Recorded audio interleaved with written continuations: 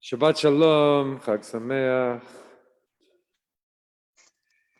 They tell a story about the refusenik Natan Sharansky. Spent so many years in Soviet jails and solitary confinement for a lot of it.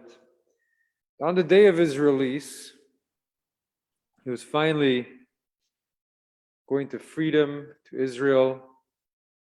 He was on the Soviet side of a bridge about to cross over to West Germany. And his guard said to him, go to the other side. You're free. So what do? He zigzagged the whole way on the bridge. Because he trained himself. Whatever they tell me to do, I do the opposite. Because he said he never wanted to let them get into his head. He never wanted them to change how we thought. And so he trained himself over years. Whenever they tell me one thing, I do the opposite. Because they could take everything away from him, but they could not take away from him his freedom to be himself. Maybe he understood that regimes like that, totalitarians, they try to make their enemies and even their own people lose their capacity for freedom. So they can't even think anymore about what it's like to act out of your own will and to do what you really want to do. And they really work on the psychology of it, breaking down people's ability to think for themselves. We see whole nations are fed lies over long years and stories, powerful stories that play on their emotions. And they're not connected to reality, but over time, it drips into their minds and hearts, and that's what they believe. And their emotions are stirred, and their hearts and minds lose that capacity for free thought, for free being. And they just live in a different reality. So every year when Passover comes, at the center of Passover is that commandment to relive the story of the Exodus from Egypt, as we're told in the Torah and the Haggadah. Chayav Adam lirot et atzmo ki'ilu hu yatsa mimitzrayim. Every one of us is commanded to see ourselves as if we had ourselves left Egypt. We say it in passing, but it's a very challenging thing to do. Slavery isn't just working very hard, as we sometimes talk about, or being told what to do. But slavery is much more than that. Slavery is a state of mind that's imposed over one over many years, where slowly we become more and more narrow in our thoughts, more and more in the experience of a slave mind, until all of our hope is degraded, and there's no life, or almost no life within us except survival, when we can acts of disobedience if we can. We're stuck in mere survival. When our tradition speaks of our 400 years, as a disagreement, as a few hundred or 400, but the Torah says 400. When our Torah speaks of our 400 years slavery in Egypt, they speak of how low the people had gone in those 400 years, year after year, generation after generations, and they were stuck in that place. They were deeply stuck in that place. They were unable to look out at what it even meant not to be a slave. They just thought, we're slaves, that's who we are.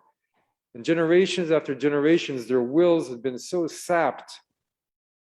They'd been so taught by the actions of their slave masters that they were nothing. They were people without hope. They could not even imagine another existence. They were just in that narrowness of survival. And the Baal Shem Tov, the founder of Hasidism, he speaks of the mind frame as Galut Hadat, the exile of consciousness. And they were so exiled from themselves, they could not imagine themselves other than slaves. They couldn't even imagine their true selves. And this is what the Haggadah means in the Magid section when it says, if it were not for God, we would still be there. We would still be in that slavery. And the God came out with an outstretched arm and grabbed the Israelites and just pulled them out. All of it, the slave mind, the survival mind, the sense of being inferior, being stuck in all those dark corners, out of that consciousness, and gave them a whole new life. And that's really what the story of Pesach is about. The grace that's needed to leave slavery, the grace that's needed to leave the slavery, and the grace that's needed for a real redemption that truly reaches deeply within. And how rare it is to come by that. But that despite that, those forces of redemption are at the very core of our world. That those winds of salvation are blowing through our world, the core of our universe, to help us work our ways out of that mindset. Because that story also applies to all of us. Because we all have places where we're in that exile of consciousness, that galut adat, in the slave mind, where we're embedded in all the places that keep us back, and they end up running our existence. They simply are where we live. Our limitations, our smallness, our petty jealousies, our habits. And they make up the very rhythms of our life. And it's so hard because that's where we dwell. That's what we know, to leave them. And leaving those parts of Egypt feels like, how do we have the strength to do that? And even for the slaves who were taken out with such power, it wasn't long before they were saying, if only we were back in Egypt, how wonderful it was. The cucumbers of Egypt, the fish of Egypt, the garlic of Egypt. It was what they knew. It was what they felt their place was. The story of Passover comes to teach us that there are forces out there that can uplift us from those places into a more expansive place that can break through all those chains. And Seder night is a story that, yes, tells us where we come from.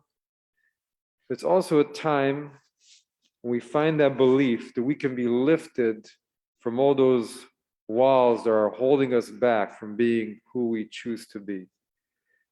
And that we're not just what we appear to be on the outside, what others believe us to be, are certain that we are, but there's something within us that is completely free, and that nobody can take that away from us. And then when that place is alive within us, we have superhuman strength to break away anything holding us back, the bondages of months and years and even decades, and to truly be renewed. We can break out of that exile of consciousness, galut adat. First we catch a glimpse of that light, and then we get a bucket full of it, that power to break our boundaries, which is really a true gift, and which then births a new self.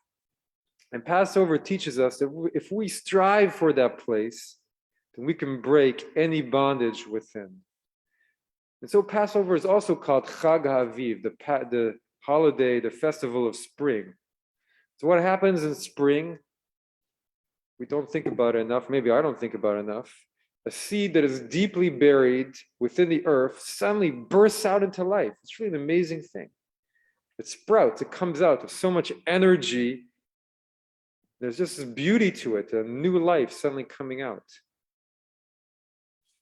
And that's what we hope for on Passover, coming from within our own beings. At this moment in history, we understand better than we have perhaps for a long time how that bondage works. And how the freedom of nations can just be taken away to think their own thoughts, to see reality, to feel for themselves. What is happening here? And we see how free we are, but we also see that there are other bondages that hold us back, and how much of each one of us is in galut adat, an exile of consciousness. And we understand that in our own nation, what happened in our history with the African American slaves, and the white people back then that convinced themselves that other people were not equally human, and the long journey we've been on to changing that mindset, and how that mindset affected the slaves' self-perception, And perhaps we can say that what is happening on one level today, both in the white and black communities, is we're finally breaking out of that old consciousness in a fundamental and profound way. Can you hear it, son?